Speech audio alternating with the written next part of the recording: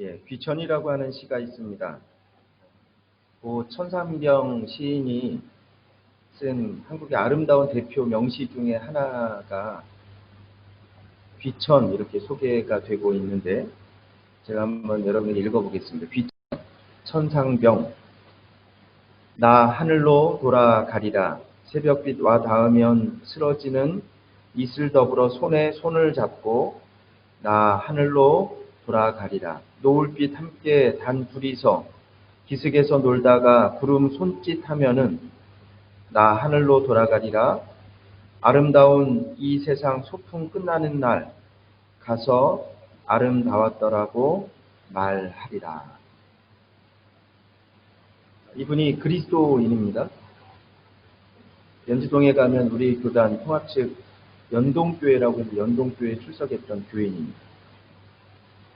천상병 시인은 죽음을 가리켜서 하늘로 돌아간다 이렇게 표현을 합니다. 아름다운 이 세상 소풍 끝내는 날 가서 아름다웠더라고 말하리라. 이 세상 삶을 소풍이다 그렇게 말하고 있습니다. 제목이 귀천입니다. 귀천. 귀향이라는 말이 있죠. 고향으로 돌아간다.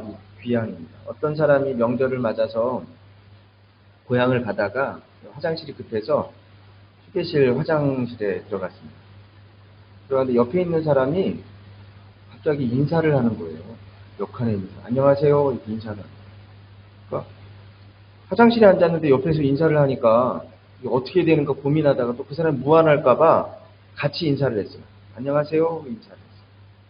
그랬더니 또 그 옆에서 또 인사합니다. 명절 잘 보내세요. 그러는 거예요.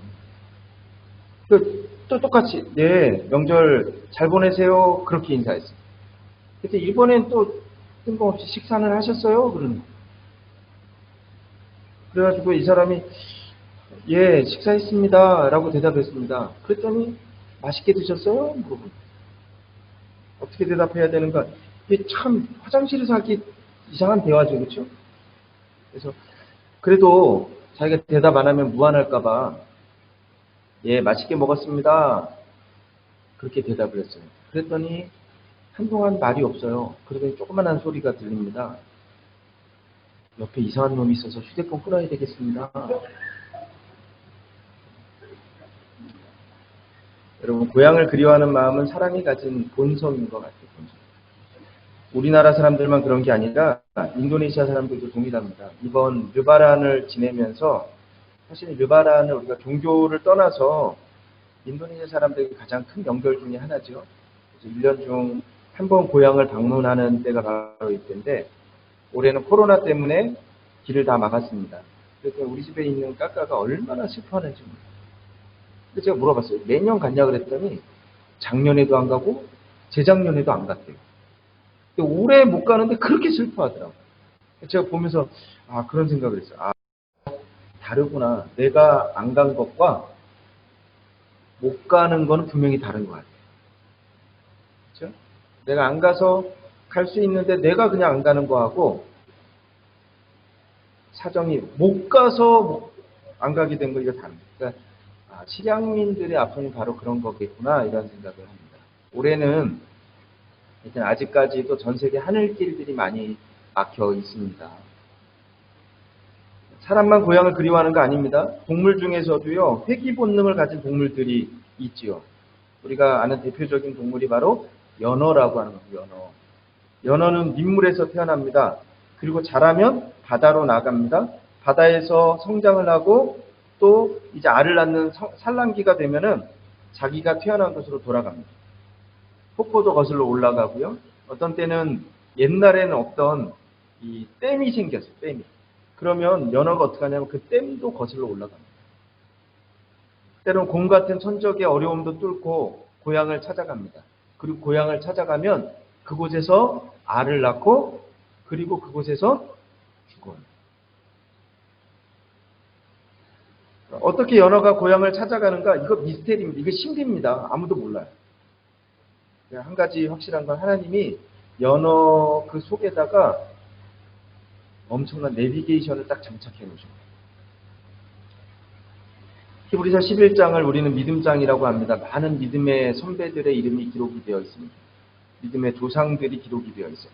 아벨, 에녹, 노아, 아브라함, 모세, 하여튼 뒤로도 얼마나 많은 사람들의 이름이, 수많은 믿음의 조상들에게는 공통점이 하나가 있습니다. 그 공통점이 뭐냐면 이 세상을 살 때 외국인과 나그네로 살았다, 이렇게 얘기합니다. 오늘 우리가 읽었던 본문 13절 말씀을 우리가 한번 읽어볼까요? 이 믿음의 선배들에 대해서 뭐라고 얘기하는가, 13절 말씀을 같이 한번 읽겠습니다. 시작.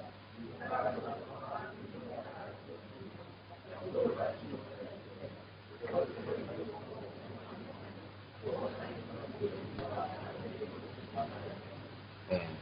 외국인과 나그네. 외국인은 우리가 너무 잘 알잖아요. 우리가 외국인이죠, 우리가. 이 땅에 살아가면서 인도네시아에서 우리는 외국인이죠. 그렇죠? 나그네는요, 지나가는 사람입니다. 머물러서 정착하고 살아가는 사람이 아니고 잠깐 있다가 떠나가는 사람. 쉽게 말하면 여행객, 관광객, 이게 나그네입니다. 그러니까 우리 믿음의 조상들은 한마디로 얘기하면 나그네로 이 세상을 살았다는 거예요. 나그네로. 우리가 성경에 나오는 인물들을 좋아하고 존경하고 닮고 싶고, 그런데 그 사람들처럼 살라고 하면 살 수 있을까? 어떻게 사는 거냐? 그게 바로 이방인으로 사는 것이고 나그네로 사는 것입니다. 여러분, 이방인 나그네의 삶의 특징이 있습니다. 그게 뭐냐면 단순해요. 단순해요. 나그네는요, 무거운 짐을 가지고 다니지 않습니다. 가볍게 다닙니다. 그러니까 여행을 잘하는 사람들이 있죠. 여행을 못하는 사람도 있습니다. 차이점이 무엇인가? 여행을 많이 해보고 또 여행을 잘하는 사람은요, 짐이 간단해요. 짐을 어떻게 최소한으로 쌀까? 그 방법을 알아요. 짐을 가볍게 싸기 위해서 포기해야 될 것은 포기합니다. 그래야 빨리 움직일 수 있고 쉽게 떠날 수가 있습니다. 이게 여행을 잘하는 사람. 반대로 여행을 못하는 사람들도 있어요. 여행을 못하는 사람의 특징이 뭔지 알아요? 짐이 많은 짐. 저도 여행 잘 못합니다. 짐이 많아요. 짐이. 항상 옷을 많이 싸요. 어떤 때는요, 여행 중에 한 번도 입지 않아요. 그러면 항상 제가 다짐을 한다니까요. 다음에는 내가 옷을 조금만 싸야지. 여러분, 짐이 많으면요, 이게 떠나는 게 이게 얼마나 부담되는지 못 떠납니다. 분명히 성경은 이야기합니다. 우리는 이 세상에서 나그네예요, 나그네. 베드로 사도는 베드로전서 2장 11절 우리에게 권면합니다. 사랑하는 자들아, 나그네와 행인 같은 너희를 권하노니 영혼을 거스려 싸우는 육체의 정욕을 제어하라. 나그네는요, 육체의 정욕, 욕심을 버리라는 겁니다. 욕심을. 땅의 욕심을 내려놓지 않으면 나그네가 될 수 없습니다. 떠날 수가 없어요. 떠날 수가. 목적이 이끄는 삶. 오래전에 많은 사람들이 그 책을 읽었는데, 그 책을 썼던 니고레 목사님이, 이분이 거룩한 초대라고 하는 글에서 그렇게 이야기합니다. 왜 오늘날 기독교는 무력한가? 왜 성도들은 삶이 이렇게 무력하고 약한가? 그렇게 질문하면서 그 책에 보면 답을 이렇게 내립니다. 오늘날 교회가, 그리고 성도들이 땅에 집착하기 때문입니다. 이 세상에 욕심을 내기 때문입니다. 여러분, 나그네는요, 욕심내지 않습니다. 한국에 가면 한미준이라고 하는 단체가 있어요. 한미준, 이게 줄임말입니다. 인도네시아로 시까땅 그러잖아요. 그렇죠? 한미준이 어떤 말의 줄임말이냐면 한국 교회의 미래를 준비하는 목회자들의 모임. 이게 한미준이에요. 한미준과 한국갤럽이 공동으로 여론조사를 했습니다. 한국의 성인 남녀 6,280명에게 질문을 했어요. 그 6,280명은 다 종교를 가지고 있는 사람입니다. 어떤 사람은 불교인, 어떤 사람은 천주교인, 어떤 사람은 기독교인, 이렇게 다 다른 종교를 가지고 있는 사람. 근데 그 사람들에게 이렇게 질문합니다. 왜 신앙생활을 하는가? 이렇게 질문했어요. 그랬더니 불교인과 천주교인은 1등이 똑같아요. 그 대답이 뭐냐면 거의 74%가 되는 사람들이 동일하게 대답을 합니다. 마음의 평안을 얻기 위해서. 이 세상을 잘 살기 위해서 신앙생활을 한다는 겁니다. 그런데 기독교인의 대답은 달랐어요. 여러분도 아마 질문하면 대답할 거예요. 기독교인들은 제일 많이 대답한 45.5% 뭐라고 얘기하면 그렇게 얘기합니다. 왜 신앙생활을 합니까? 물었더니 기독교인들이 이렇게 얘기합니다. 구원받기 위해서. 영생을 위해서. 이게 아주 다른 겁니다. 천주교인이나 불교인들은 이 세상에서 잘 살기 위해서요. 마음에 평안하게 잘 살기 위해서 신앙생활을 한다는 겁니다. 그런데 기독교인은요. 제일 많은 게 뭐냐면 이 세상이 아닙니다. 천국을 위해서. 여러분 이게 기독교의 정체성이 바로 여기에 있습니다. 다른 종교와 다른 것이 바로 이것입니다. 우리는 이 세상에서 잘 살기 위해 신앙생활하는 것 아닙니다. 우리는 이 세상에서는 외국인입니다. 나그네입니다. 우리의 본향은 따로 있어요.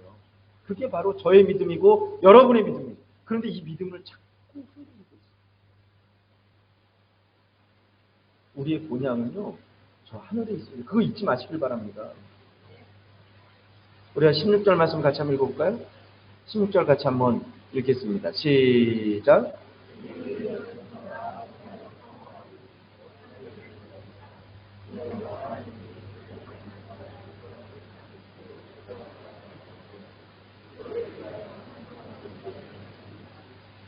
우리는 이 땅에서 외국인이고 나그네지만 더 나은 하늘의 본향을 추구하는 사람들입니다. 예전에 제가 한국의 부교육자로 있을 때에 같이 동역했던 목사님 중에 한 분이 좀 특이한 주식을 투자하는 분이세요. 주식. 그러니까 교육자실에 항상 자기 컴퓨터를 켜놓고 확인합니다. 계속 확인. 시간 있을 때마다 들여다보고 확인하고. 왠지 아세요? 투자했으니까 관심이 있는 거죠. 요즘 한국의 부동산 정책이 이게 큰 화두입니다. 뉴스가 계속해서 쏟아져 나오는데 들어보면 그래. 부동산 양도세가 어떻게 된다, 중과세가 어떻게 된다, 뭐 이런 내용들. 제가요 그 제목을 이렇게 보는데 저는 정확하게 모르겠어요. 그냥 관심이 없죠. 왠지 아세요? 저는 거기에 투자한 게 없거든요.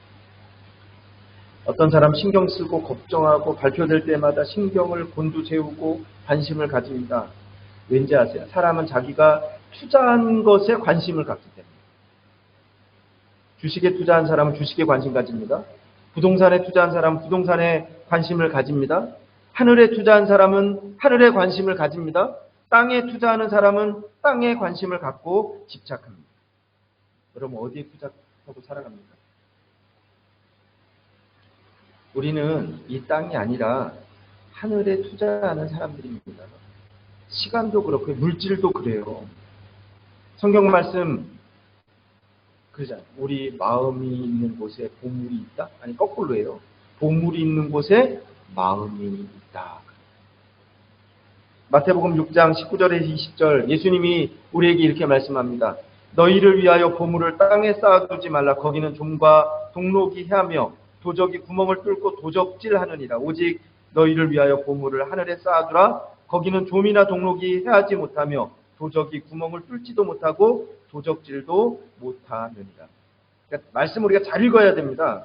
말씀 보면 어디에도 하나님을 위하여 보물을 하늘에 쌓아두라 그렇게 말씀하지 않아요.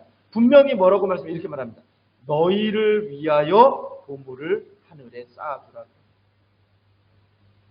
여러분 우리를 위해서 보물을 하늘에 쌓아두는 것입니다. 이 말씀 때문에 신앙에 결단한 사람들이 있어요. 영국의 청교도들입니다. 그들은 결단해서 보물을 땅에 쌓아두지 않겠다. 왜요? 나그네입니다. 그리고 항상 하늘에 쌓아둬서 실천했습니다. 한 유치원생이 목사님에게 물었습니다. 목사님, 천국이 정말로 있나요? 그럼 천국이 정말로 좋아요? 그럼 정말 좋지. 목사님이 대답했어요. 그랬더니 이 아이가 유치원생이 목사님에게 묻습니다. 목사님 천국에 갔다 와봤어요? 아니. 그런데 어떻게 목사님이 그거 알아요? 천국이 좋은지 어떻게 알아요? 이렇게 묻는다. 목사님이요 한참 고민해. 뭐라고 이 아이에게 대답을 할까? 목사님이 이렇게 얘기했어요. 천국이 너무 좋아서 한 번 간 사람은 지금까지 아무도 돌아오지 않았다. 여러분, 우리는 이 세상에서 외국인이고 나그네입니다. 그걸 좀 우리가 잊어버리지 않았으면 좋겠어요. 조금 힘들어도, 조금 불편해도 다 지나가리라. 그런 분 그랬어요. 옛날 선배들이. 위대한 신앙인 일본의 우찌무라 간조는 그렇게 얘기합니다. 이 세상은 수단으로서는 위대한 가치가 있지만 목적으로는 티끌만치도 가치가 없습니다. 현세는 가장 좋은 학교, 최선의 수당입니다. 그러나 영원히 거할 집도 아니고 휴식처도 아닙니다. 왜 이 땅에 이렇게 고난이 많은가? 하나님이 우리를 너무 사랑하셔서 이 땅에 영원히 살고 싶어 할까봐 하나님께서 이 땅에 슬픔과 고통을 보내서 우리로 하여금 이 땅에 집착하지 않고 하늘의 소망을 가지도록 만들어 주시는 것입니다. 성도들에게 고난은 무의미하지 않습니다. 고난이 많다는 것은 하나님께서 우리를 더 많이 사랑하시는 것입니다. 이렇게 얘기했습니다. 플로렌스 체드웍이라고 하는 여자분이 있습니다. 이분은 어떤 분이냐면 최초로 영국 해협을 수영으로 헤엄을 쳐서 건넌 분입니다. 그러니까 영국에서 건너가면 대륙까지, 프랑스까지 건넌 분이 바로 이 플로렌스 체드웍이라고 하는 분입니다. 1952년 7월 4일 미국 국립기념일에 맞춰서 LA 캘리포니아 해안에서 35km 떨어진 카타리나라고 하는 섬이 있습니다. 그 섬에서 미국 본토 해안까지 수영으로 횡단하겠다, 그렇게 보도를 했습니다. 도전합니다. 16시간 동안 먹지도 마시지도 못하고 쉬지도 못하고 수영해야 되는 초인적인 그런 괴력을 요구하는 그런 도전이었습니다. 근데 그 구간엔 상어떼가 많아요. 상어떼가 많으니까 양쪽에 상어떼를 쫓는 구조선의 호위를 받으면서 수영을 했습니다. 16시간 동안. 거의 캘리포니아 해안에 도착을 했어요. 그런데 거의 도착해서 그녀가 포기했어요. 배에서 어머니가 격려하면서 그렇게 얘기합니다. 이제 얼마 남지 않았다. 정말 얼마 남지 않았다. 불과 800m밖에 남지 않았어요. 결국 실패했습니다. 기자가 실패한 원인을 물었어요. 왜 포기하고 말았는가 그렇게 물었습니다. 그랬더니 체드웍이 그렇게 대답을 했습니다. 그때는 짙은 안개가 끼어 있었습니다. 그래서 해안이 보이지 않았습니다. 목표를 전혀 볼 수가 없었습니다. 그래서 온몸에 기운이 빠졌습니다. 결국은 포기하고 말았습니다. 만약에 보였다면 완주했을 것이고 성공했을 것입니다. 사도 바울 빌립보서 3장에서 우리 그렇게 얘기합니다. 형제들아, 나는 아직 내가 잡지 않은 줄로 여기지 아니하고 오직 한 일, 즉 뒤에 있는 것을 잊어버리고 앞에 있는 것을 잡으려고 표대를 향하여 그리스도 예수 안에서 하나님이 위에서 부르신 부르심의 상을 위하여 쫓아가노라. 오직 우리의 심권은 하늘에 있는지라. 여러분, 우리는 이 땅에서 외국인입니다. 나그네입니다. 우리에겐 더 나은 본향이 있습니다. 우리의 시민권은 저 천국에 있습니다. 콧대를 향하여 오늘도 승리하는 저와 여러분이 되시길 주의 이름으로 축원합니다. 다시 한번 기도하겠습니다.